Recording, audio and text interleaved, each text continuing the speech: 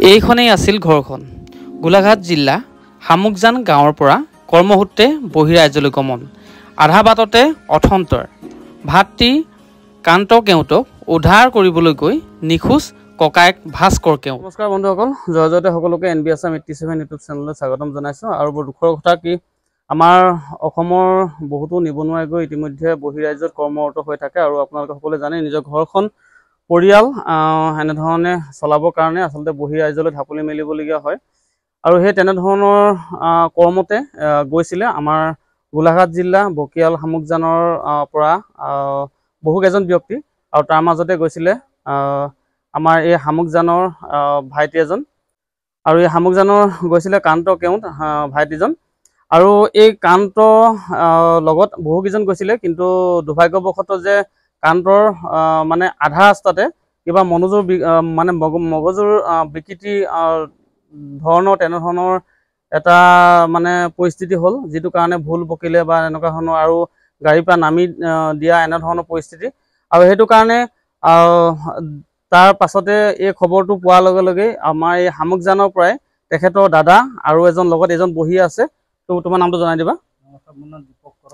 দীপক কৰ আৰু ভাস্কৰ কেওঁত, আমাৰ যিজন ভাইটিৰ মানে মগজু বিকৃতি হোৱাৰ কাৰণে গৈছিলে ভাস্কৰ কেওঁতৰ লগত এওঁ গৈছিলে। আৰু এই দুইজনে গৈ কোন ঠাইত বুলি ক'লা, যি ঠাইত বিশাখাপাটনাত, মানে সেই ঠাইতে হয়। আৰু গৈ মেলি এই ভাইটিজনক আনিলে, কিন্তু দুখৰ কথা যে আনি থকা আধা বাটতে যি ঠাইত মানে সম্পূৰ্ণকে তোমালোকে তেখেতক হেৰুৱাইছা, এতিয়া যিজন হেৰুৱাইছে ভাস্কৰ কেওঁত, সেই ঠাইটুকু কোৱাচোন, জেগাটুকু কোচবিহাৰ।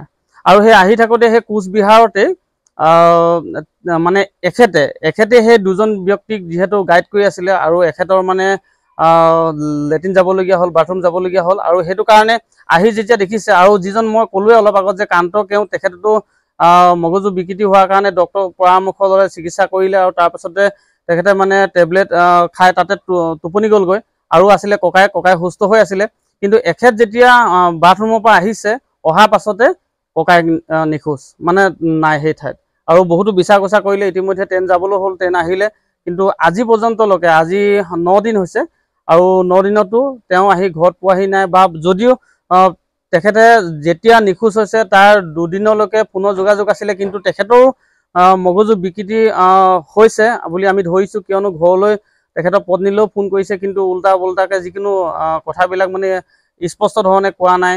বা তেখেতৰ পুত্ৰৰ কথা কৈছে, বা ক'ৰবালৈ যোৱাৰ কথা কৈছে, তেনেকুৱা ধৰণৰ যি টি কথা, মানে কোনো যে মই ইয়াতে আছোঁ বা এনেকৈ ধৰণে আছোঁ বা মোৰ এনেকুৱা প্ৰব্লেম হৈছে এনেকৈ ধৰণে কোৱা নাই। আৰু আমাৰ ভিউৱাৰ্ছসকলক তেখেতক চিনি পাবৰ কাৰণে মই ফটো স্ক্ৰীণত দি দিম, আৰু যাতে আপোনালোকে আৰু যোগাযোগ নম্বৰ মই দি দিম।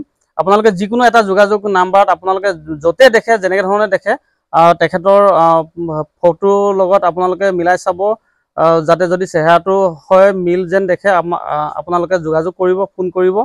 ফোন কৰাৰ লগে লগে আমাৰ ইয়াৰ পৰা গৈ মানুহ গৈ উপস্থিত হ'বগৈ। তেখেতক ইতিমধ্যে আপোনালোকে দেখিছে, মই তেখেতসকলৰ ঘৰতে বহি আছোঁ, আৰু ইতিমধ্যে বহুতো ব্যক্তি এই ঠাইত আছেহি। আৰু এইজন আছিলে কান্ত কেওঁত। মই বন্ধুসকলক যিজনৰ কথা প্ৰথম উল্লেখ কৰিছিলোঁ, এইজন আছিলে কান্ত কেওঁত। আৰু এওঁ গৈছিলে বাহিৰলৈ, আৰু এখেতক আনিবলৈ যাওঁতে মানে ককায়েক ইতিমধ্যে নিখোজ। আৰু মই কান্ত কেওঁতৰ পৰা কথাখিনি জানিব চেষ্টা কৰিম, যে যাওঁতে মানে আচলতে মগজু বিকৃতি হোৱা ধৰণে আচলতে আপোনালোকে দেখিছে ইতিমধ্যে, এওঁ যেনেধৰণে আচলতে গৈছিলে, আৰু তেনেধৰণে আচলতে সুন্দৰভাৱে গৈছিলে ঘৰৰ পৰা, আৰু কোনো মগজু খেলি মেলি নাই। কিন্তু তাত যোৱাৰ লগে লগে তেখেতৰ মগজুৰ বিকৃতি ঘটিছে, বা উল্টা পুল্টা কথা, বা মানে যিকোনো এজন মানুহৰ মগজু বিকৃতি হ'লে যি ধৰণে মানে ব্যৱহাৰ কৰে, সেই ধৰণত এটা পৰিস্থিতিত মানে সন্মুখীন হৈছিলে। গতিকে সেইদিনাখন তোমাৰ কি হৈছিলে অকণমানকে জনাই দিয়া আমাৰ ভিউৱাৰ্ছসকলক। অকণমান মানে খেলি মেলি, মোৰ মগজটো অকণমান খেলি মেলি হৈ গৈছিলে। হয়। টেবলেট লৈ মই থানাৰ ওচৰত গ'লোঁ। হয়। থানাৰ ওচৰৰ পৰা মোক হেৰি কৰিলে, বেজী দিলে, দৰৱ দিলে। হয়। দৰৱ খাই মোক হেৰি কৰিলে, দৰৱ লৈ খাই মেলি ধুনীয়াকৈ মই আছিলোঁ। হয়। কিবা একো ব্যৱহাৰ নাছিলে। হয়। তাৰপিছত ককাইহঁতি গ'ল। হয়। ককাইহঁতি গৈ মোক থানাৰ পৰা আনিলে। আনি মই আপোনাৰ এইটো কি কয়, হেৰি লৈ কোচবিহাৰ লৈ মই তাৰ পৰা গৈ, আৰু মোৰ সুস্থটো নাহিলে, হ'লেও মানে আপোনাৰ তাৰ পৰা মই ইমানটো মগজত নাহিলে, মানে মাথাটো নেখেলিলে। মই ঠিকে আছিল তাৰপিছত ককাৰ ভাগতো মাথাটো অলপমান খেলি মেলি হৈ গ'ল তাৰ পৰা আৰু মই আৰু একো ক'ব নোৱাৰো তাৰ পৰা আৰু মই একদম ক'ত গ'লো মানে ক'ত বেগ হ'ল কি কথা নাই মই গাঁৱৰ পৰা বাহিৰ মানে আসামৰ পৰা বাহিৰ হৈ গ'লো তাৰ পৰা মই বহুত দূৰণিলৈকে গুচি গ'লো তাৰ পৰা মই আৰু একো ক'ব নোৱাৰো তাৰলৈতো মই একো আৰু ক'ব নোৱাৰো সেইদিনৰ পৰা মই এইটো গাঁৱলৈ বহুত মানুহে মোক সুবিধা দিলে কাপোৰ কানি লৈ কিবা এটা ধুনীয়াকৈ ব্যৱহাৰ কৰিলে ইমানটো দূৰ লৈ আজি মই নিজৰ ঘৰতে আছো মানে সেইটো কথা আৰু কালি আহি ইতিমধ্যে 11টা বজাত আহি এখন ঘৰত উপস্থিত হৈছে নিজা ঘৰত আৰু এতিয়া আমাৰ বিশেষকৈ আমাৰ ভিউৱাৰসকলক জনাব বিচাৰো যে ক'বলগীয়া কথা এইটোৱে মই আকৌ এবাৰ আপোনালোকক স্পষ্টকৈ কথাখিনি স্পষ্ট কৰাই দিছোঁ প্ৰথম গৈছিলে এই ভাইটিজন লগত গৈছিলে 4-5জন মান কিন্তু তেখেতসকলে গৈ মানে গন্তব্য স্থানত গৈ ইতিমধ্যে উপস্থিত হৈছেহি হ'লগৈ বহিৰাজ্যত গৈ কিন্তু এইজনৰ মগজু হঠাৎ কিবা কাৰণত খেলি মেলি হৈ গ'ল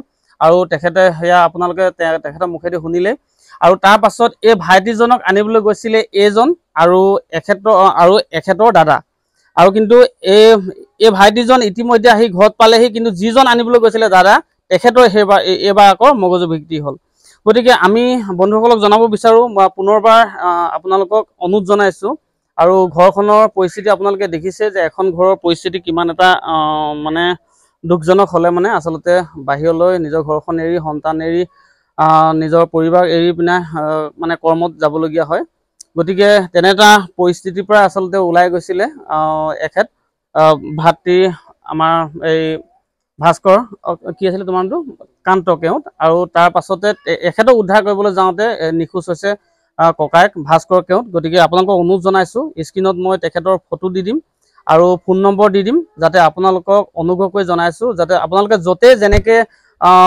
দেখা পায় কিন্তু ফোন কৰি আমাক জনাব আমি ততাতৈয়াকৈ যিকোনো পৰিস্থিতিত গৈ তেখেতক আমি উদ্ধাৰ কৰিবলৈ কাৰণে আমি চেষ্টা কৰিম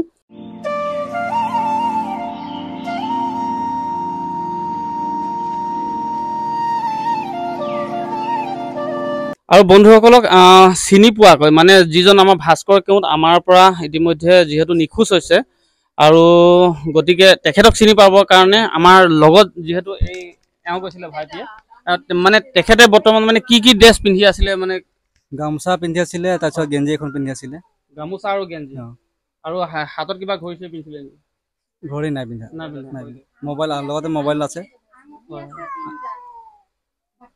হয় আৰু বন্ধুসকলক পৰিচয় হ'ব মানে তেখেতক চিনি পাবৰ কাৰণে মই জনাই দিছোঁ তেখেতে গামোচা এখন পিন্ধি আছিলে গেঞ্জি এটা হাতত আঙুঠি 3টা আছিলে আৰু আদিবাসী ল'ৰা ভাস্কৰ কেওট তেখেতক মানে নামটো সুধিলে কিবা খেলি মেলি কৰিব পাৰে কিন্তু তেখেতৰ পৰিচয় পত্ৰ আদি কৰি সকলোবিলাক তেখেতৰ ভাতৃ আৰু এইজনৰ হাতত থাকিলে কিন্তু মানুহজনহে আচলতে হেৰাই থাকিলে আৰু ইতিমধ্যে বন্ধুসকল আছে ভাস্কৰ কেওটৰ পত্নী আমি তেখেতৰ পৰা জানিব বিচাৰিম যে মানে কোনদিনাখন গৈছিলে এই ভাতৃ আনিবৰ কাৰণে যোৱা বুধবাৰে হয় হেৰি যোৱা আজি 9 দিন হ'ল মানুহজন ঘূৰি অহা নাই ভাইকক আনিব গৈছিলে তাকে ভাইকক আনিব যোৱাতে মানে গৈ পালে জেগাত ভাইককো লগ পালে ঘূৰি আহি থকা সময়তে মানে আধাৰ বাটত মানে মানুহজন হেৰি হৈ গ'ল মানে নিখোজ হৈছে হয় না আৰু সেয়াই আচলতে কথাখিনি তেখেতে স্পষ্টকৈ আচলতে মনতো এটা দুখ হৈ আছে যে